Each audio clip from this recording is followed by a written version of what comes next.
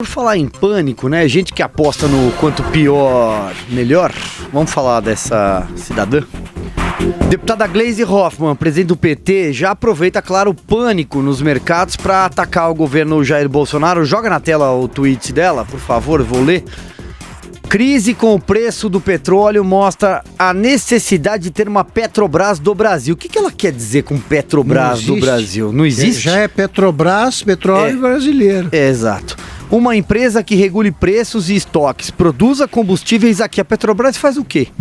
Que nos proteja diante das oscilações e especulações. Governo Bolsonaro fragiliza a Petrobras ao reduzi-la a produtora de óleo cru.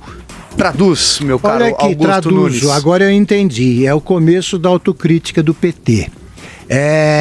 Crise com o presidente mostra a necessidade de se ter uma Petrobras do Brasil. A Petrobras, durante os governos Lula e Dilma, foi a Petrobras do PT. Do PT. Eles transformaram a Petrobras no canal, no instrumento que garantiu o financiamento de todas as campanhas do partido e o enriquecimento dos seus figurões, a começar pelo Lula. Tá? Eles usaram a Petrobras como gazua para pegar dinheiro de empreiteiro e quebraram a Petrobras. A Petrobras renasceu, começou a renascer no governo Temer com a mudança da direção. Os larápios que dirigiram a Petrobras nos governos do PT quase liquidaram a empresa. Tanto que a quadrilha da qual a Gleisi faz parte se chama Quadrilha do Petrolão. Petrolão de Petrobras. Aqui, uma empresa que regule preços e estoques, produza combustível e que aqui nos proteja das oscilações e especulações. E também da roubalheira do PT. É isso que ela chama de oscilações e especulações. A Petrobras foi assaltada durante 13 anos e isso aí nenhum brasileiro vai esquecer. A Gleisi, também conhecida como amante ou coxa no departamento de propinas da Petrobras, está achando da Odebrecht, está achando que engana quem? O Lindinho lá, o Lindbergh Faria, o seu noivo, né? Então ela acha o quê? Está contente com a lua de mel e acha que vai enganar os brasileiros com a sua felicidade aí, querendo que seja infeliz o governo Bolsonaro, né? E culpando o governo Bolsonaro por uma crise que é mundial e que envolve a Arábia Saudita, a Rússia. Ela não sabe disso? Claro que sabe, mas ela é cínica. É isso que é torcer pelo quanto pior, melhor. Fez uma segunda versão da frase getulista, meu caro Augusto Nunes, do petróleo é nosso, né? Literalmente era deles, né? Literalmente era deles. Só que na ocasião de Vargas, ele se referia à descoberta de reserva de petróleo na Bahia. No caso do PT, seguramente se referia à descoberta de dinheiro em contas na Suíça, quando Paulo Roberto Costa, dirigente da Petrobras na época, entregou todo o esquema. E aí a força-tarefa da Lava Jato foi à Suíça e encontrou os milhões de reais e aí era o mapa da mina para colocar pelo menos uma parte desses bandidos atrás das grades. Diga lá, Zé Maria Trindade. Olha, Silvia, eu estou convencido de que esta frase aí, a Petrobras é nossa, foi inventada pelos funcionários e diretores da Petrobras, que realmente a Petrobras é deles.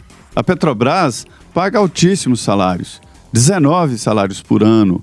Além disso, planos de saúde que nenhum brasileiro tem. O emprego de presidente da Petrobras é muito melhor do que de presidente da República, né? O salário mais de 100 mil reais. A última vez que eu vi era 120 mil reais. Tem 3 jatos à disposição e ninguém fala nada. Não tem decreto regulamentando se não pode ir para lá, não pode ir para cá. Vai onde quiser. Tem cartão de crédito corporativo que usa para que quiser, para todos os diretores e presidentes da Petrobras. E isso é multiplicado em todas as estatais. É por isso que eu digo sempre, a frase é minha, né? A Petrobras é deles, não é nossa.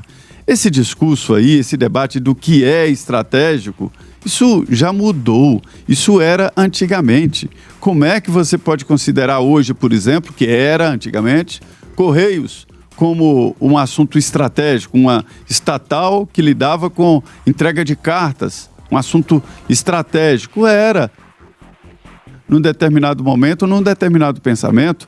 Hoje, o estratégico para um país é a solidez econômica, porque a partir disso pode comprar petróleo, pode comprar o que quiser, pode comprar avião.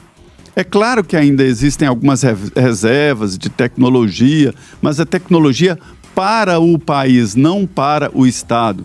Nós temos que entender que o conceito mudou e que o público não é o estatal.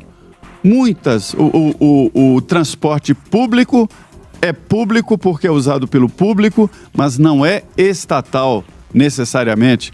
Acho que nenhum estado mais tem ônibus público, né, de empresas públicas. Não me lembro, mas antes era. Aqui em Brasília era. Né, foi privatizado o sistema de transporte.